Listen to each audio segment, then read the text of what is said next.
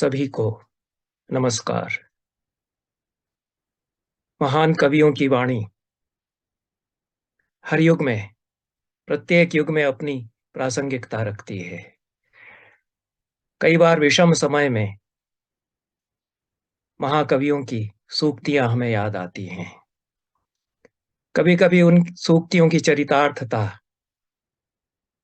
भिन्न प्रसंगों में भी हमको अनुभव होने लगती हैं और विपर्य की स्थितियों में भी उनकी पंक्तियां हमें स्मरण आने लगती हैं।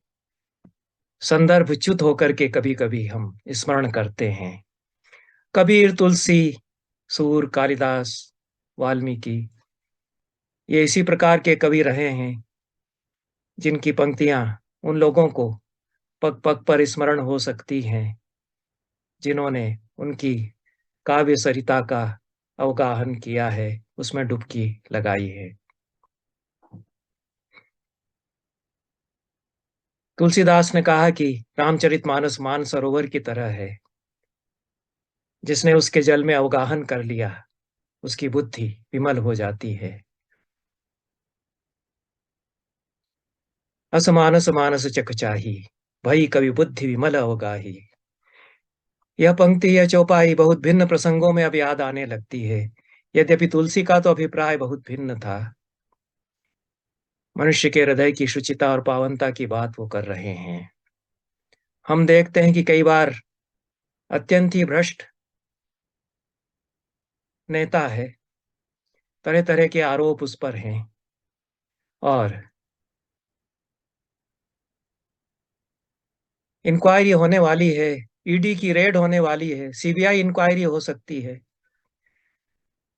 लेकिन सुबह वह घोषणा करता है कि मैं सत्ताधारी पार्टी में सम्मिलित होने जा रहा हूं। या सुबह तक समाचारों में है, न्यूज में है कि उस पर छापा पड़ने वाला है। दोपहर में वह घोषणा करता है कि मैं सत्ताधारी पार्टी में सम्मिलित होने वाला हूं। शाम को उसका स्वागत होता है जयमालाओं से, या अगले दिन सुबह स्वागत होता है और तत्काल विमल बुद्धि पवित्र चरित्र वाला वह बन जाता है। सारी रेड्स जो उसके ऊपर होने वाली थी वो रुक जाती हैं। यह सत्ताधारी पार्टी अब हो गई है ऐसा मानसरोवर जिसमें अवगाहन कर लीजिए, पूरे पाप धुल जाएंगे, पिछले किए हुए पूर्वकृत दुष्कृत भी मिट जाते हैं और आगे के लिए तो सब सुकृत ही सुकृत है।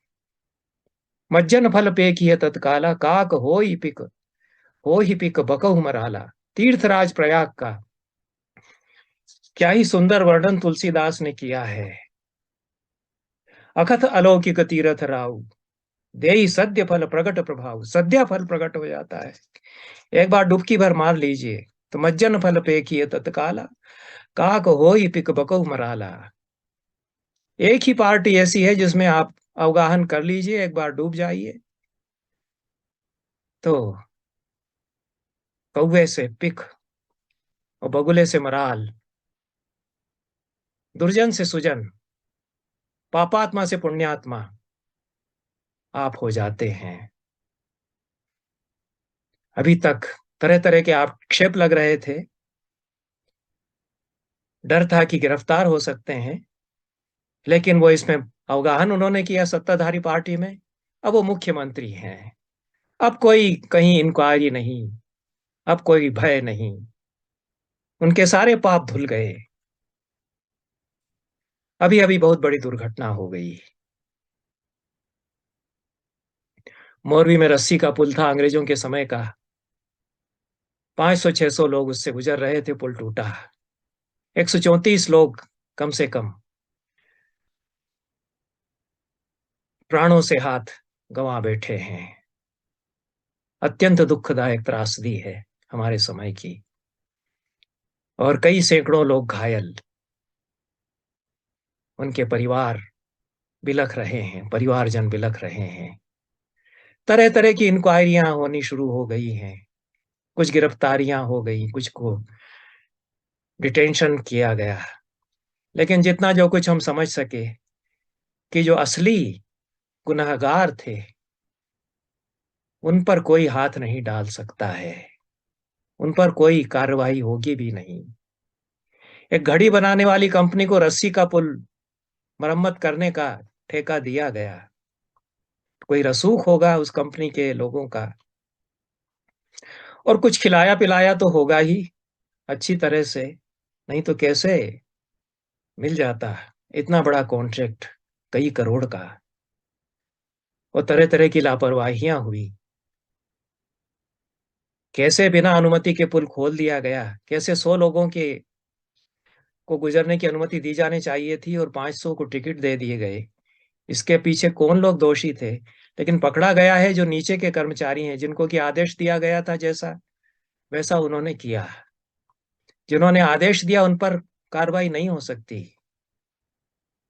क्योंकि वो अपने छूटने के मार्ग जानते हैं। उनको हाथ कोई नहीं डाल सकेगा, छू नहीं सकेगा, इसके लिए व्यवस्थाएं उन्होंने पूरी कर ली हैं। यदि बहुत शोर मचाने पर पकड़ा भी जाएगा तो जिन लोगों को कुछ खिलाया पिलाया है वो सत्ता में हैं, वो बचाएंगे, ये उनको विश्वास होगा। तुलसीदास ने कहा, बहुत भिन्न प्रसंग में ही कहा, समरथ कहूँ नहीं दोष गुसाई, रवि पावक सुरसरी की नाई। रवि पावक और सुरसरी सदैव पवित्र होते हैं और उन पर दोष नहीं दिया जाता। समर्थ को भी दोष नहीं दिया जाता। जो समर्थ है उस पर कभी दोष लांछन नहीं आता। ये तो सनातन काल से परंपरा रही है। राजा यदि गुनाह करता है तो उसको सजा नहीं दी जाती, उसके विधान अलग हैं हमारे धर्मशास्त्रों में। लेकिन लोकतंत्र, और लोकतंत्र का भविष्य क्या होगा? अब तो राजतंत्र नहीं है।